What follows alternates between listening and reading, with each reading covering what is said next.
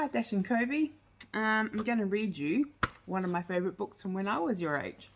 And it's called How Droofus the Dragon Lost His Head, written and illustrated by Bill Peet. This is Droofus.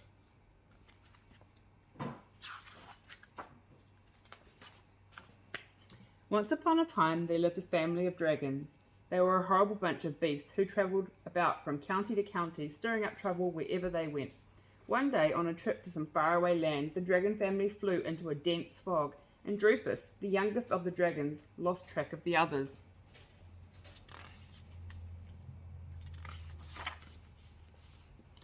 Droofus kept circling about in the endless grey cloud, calling and calling in a squeaky small voice until at last he was too weary to flap his wings. Then the little dragon gave up and went gliding down to the land on a mountainside and crawled into a cave where he curled up in a corner to sleep for the night. Droofus awoke the next morning feeling very lonely and ever so hungry, so he left his cave to find something for breakfast. Droofus was just 4 years old, and at that age, dragons fed on small things like grasshoppers and beetles. As he was searching the tall grass near the cave, he came across a grasshopper struggling helplessly in a spider web. The spider was all set to pounce when suddenly Droofus snatched the grasshopper out of the web. For a long while, Droofus held the grasshopper by one leg, wondering what to do. How could he eat something after just saving its life? It didn't seem right, so finally he set the grasshopper free. After that, Droofus gave up eating grasshoppers and beetles and all other things that hopped or crept or crawled. As much as he disliked it, the young dragon took to eating grass. It tastes awful, he said after one mouthful, but I'll just have to get used to it. And sure enough, the more grass he ate, the better it tasted. The better he liked it. Pretty soon Droofus found the grass so tasty he was stuffing it down by the fistful.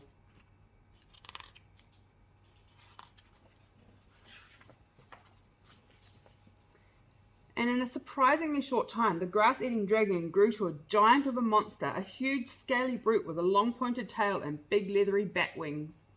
There's too much of me now, grumbled Droofus. I'm one big overgrown lump with nothing to do but eat and sleep. Then he remembered his wings. He hadn't been on a flight since he was 4 years old, the day he got lost in the fog. Flying might be fun for a change, he said, so he spread his wings and sailed up through the pines, then out over the countryside. It was a perfect day for flying, so sunny and clear he could make out every haystack that dotted the fields far below. He could see cows in the meadows, ducks in the pond, and a cart travelling along a yellow ribbon of road past the farmhouses.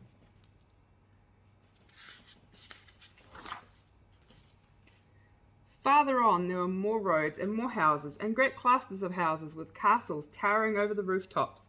It was the castle of the king, and the king was out on his balcony enjoying a beautiful morning. "Great gazootikins!" he cried when he caught sight of Droofus. "A dragon! A whopper of a dragon!" And the king watched in amazement until the dragon had sailed away to disappear into the forest high on the mountainside. "What a marvellous thing it would be," he said, "to have that giant dragon's head on the wall of the great hall." And the king offered a reward of 100 golden quadruples for the dragon's head, which was a lot of money in those days. That same afternoon, every brave knight in the kingdom rode up the mountainside in search of the giant dragon. Droofus was resting against a tree when the clumpity-clump of the horse's hoofs and the clankety-clank of armour reached his ears. The 2-ton dragon was much too weary from his sightseeing trip to go flying again, so he scurried back into his cave to hide. The knights were looking for a cave with bones scattered about the entrance, but if they had gone all the way into one of them, they would have seen Droofus.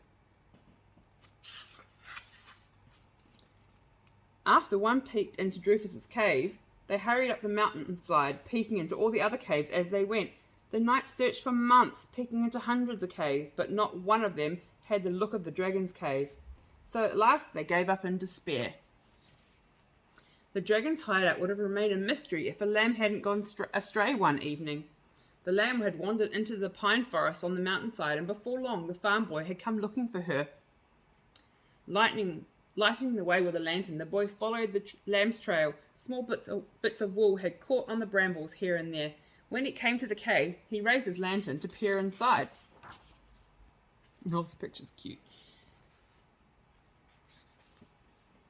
At first, there seemed to be nothing in the cave but rabbits. Then farther back in the dark, he spied a small white blob. It was the lamb curled up inside a scaly, pointed dragon's tail.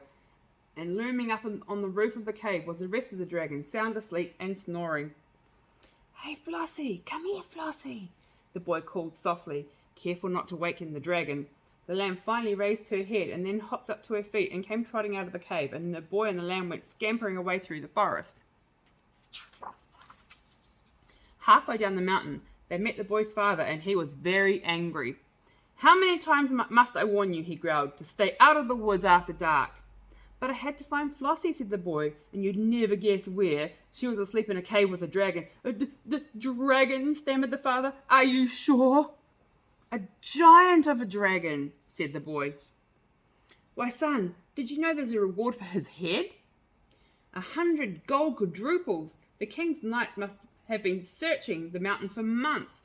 If you lead the knights to his cave, I'm sure you'll get at least part of the reward." "I can't do that," said the boy. "If he wouldn't hurt my lamb, then he must be a good dragon, and I'll never tell anyone where he lives." With nothing to worry about and so little to do, life was getting dull for Droofus, and he decided a change of scenery might help. One day he said goodbye to his cave and took off on a trip to almost anywhere. However, he picked the very worst day for flying, and before he knew it, Droofus was caught in a storm.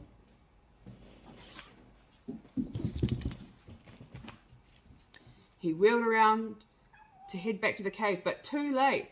The fierce wind twisted his neck and tail and ripped at his wings, and sent him tumbling backwards into the clouds. The dragon battled the storm until his wings were tattered to shreds. Then, helpless as a butterfly, he went whirling down out of the clouds to land on the earth with an earth-shaking kerplump far out in a field. Droofus was so badly battered and bruised he couldn't move. He was one big hurt from the point of his tail to the spikes on his nose, and he lay there sprawled out in a field while the storm went thundering away over the mountains. Then he heard someone shouting, "It's the dragon! The big dragon! I saw him fall!" And pretty soon the small boy came running across the field, followed by the man and a woman. It was the same boy who had found his lamb in the dragon's cave. "It's him all right," said the boy after one look at Droofus. "He appears to be dead," said his father. "What a pitiful thing," said his mother. "But he's not dead," cried the boy. "He just blinked an eye." "I can blink an eye," groaned Droofus, "but that's all. I'm just about done for." "Are you going to tell the king?" the boy asked his father, "and collect the 100 quadruples? You found him, son, so that's for you to decide." "He's a good dragon," said the boy, "and if I take care of him, he might get well." Droofus was covered with a straw stack to keep him from chilling during the night, and every day the boy brought him bunches of fresh grass and a tub of fresh water, and every day the dragon felt a little bit better. "What makes your father so sad?" asked Droofus one day. "Oh, because we're so poor," said the boy, "and the reason we're so poor is because of all these big rocks. They take up so much room, there's not much land left to grow anything. We've tried every which way to get rid of them. But with everyone on the farm pulling and pushing all at once, we can't budge even one of the rocks." "That's enough to make anyone sad," sighed Droofus. Early one morning, long before the first rooster crowed, Droofus burst out of the haystack feeling as fit as ever and just as good as new, except for his wings. They were still very badly tattered. They were useless. But the wings didn't matter. After that awful crash landing, Droofus was through with flying. Besides, he had better things to do. Seizing the nearest boulder with his powerful claws, he jerked it off the ground and carried it away to the far end of the field, where he dropped it kerplump. "That was easy," said Droofus. Next time he carried 3 rocks, then 4 rocks, then 5 rocks, stacking them all into one pile. When the poor farmer stepped out of the door of his cottage that morning, the lamb was already half cleared, and he let out a whoop that could be heard for a mile. "I told you he was a good dragon," said the boy. "He's a great dragon," cried the father, tossing his hat high in the air. By noontime, Droofus had piled every last rock into one big pyramid, At last the land was clear, and the happy farmer hitched his donkey to plough and set out across the field. "If that's what you call ploughing," said Droofus, "I can do that too." Jabbing his pointed tail deep into the ground, Droofus went trotting along, leaving a deep furrow, pulling the weeds up and eating them as he went.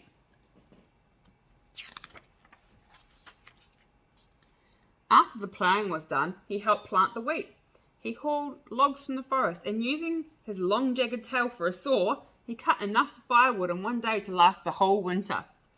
When he ran out of things to do, he stood in the wet field with his great arms outstretched, serving as a very fine scarecrow. "He's worth a lot more than 100 quadruples," said the happy farmer. "He's worth 1,000.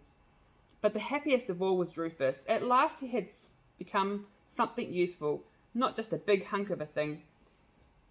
He no longer worried about the king's knights coming after him. The farm was so far out in the country, hardly anyone knew that he was there. The only one to worry about was an old sheep herder who lived somewhere out in the hills. Once every spring, the man drove his oxen over a bumpy road that ran past the farm on his way to the village to market his wool. The bad-tempered old fellow could be heard shouting at his oxen long before he passed by the farm, so there was plenty of time for Droofus to slip out of sight behind the barn. But one spring day, as the ox carts passed by, Droofus was careless and left his long pointed tail sticking out. The old sheep herder knew very well that such a tail could only belong to a dragon. When he reached the village late in the day, the old fellow went straight to the castle to tell the king. The next day the king and all his knights came riding up the road to the farm on their great war horses, armed with swords and lances. Droofus knew there was no use hiding. They had heard he was there, or they wouldn't have come. So he stood there in the fields while the farmer and his son ran out to meet them. "We've come for the dragon," said the king, "and here's your reward of 100 golden quadruples." "I didn't want the reward," said the farmer. "The dragon's not for sale." "I must have his head," said the king, "so please stand aside." "But he's a good dragon," said the boy, "and he's tame as a kitten. He even sleeps by my bed every night." "Look here, boy," growled the king, "I've got no time for such tomfoolery." "Oh, I didn't mean all of him," said the boy. "Only his head sleeps by my bed. He sticks his neck through the window, and the rest of him stays outside." "Well now, son, that's a bit more like it," said the king. "In fact, it gives me an idea. A grand idea. I'll borrow your dragon just for special occasions, and I'll pay you 20 quadruples each time. What do you say to that?" "It's up to the dragon," said the boy. "Make it 30 quadruples," said Droofus. "Then 30 it is," said the king. Droofus made his first visit to the king's castle on the 8th day of April, the day of the grand spring festival. People came from miles around, crowding into the great hall, which was splendorously bedecked with banners and streamers and festoons of flowers. High up on the wall, a giant of a dragon's head appeared through an elegant window framed in gold. A happy, smiling dragon's head that brought cries of surprise and squeals of delight and set the crowd into a jolly, frolicsome mood. Soon they were all singing and dancing to the music. The trumpets and the flutes, and the spring festival was going full tilt. The dragon was so carried away by all the merriment, he suddenly burst out into a song with a booming, ear-splitting voice that rocked the rafters and drowned out all the trumpets and flutes before he finally caught himself. In all the excitement, Droofus the dragon lost his head, but only for a minute.